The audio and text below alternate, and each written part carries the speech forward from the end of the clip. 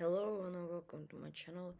In this video we're going to learn how to save project, because as you see here, I forgot to save my project. That's why this is only what I have left.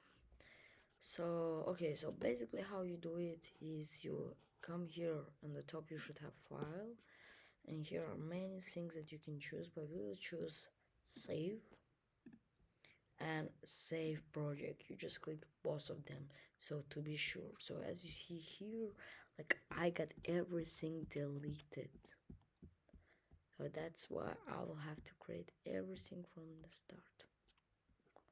Okay, so if you get lost like me,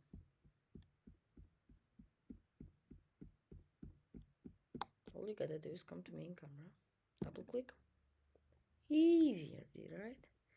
Okay, so let me it is gonna be easy. Okay, so now okay, let me zoom out. So it was somewhere like here. Oh, here.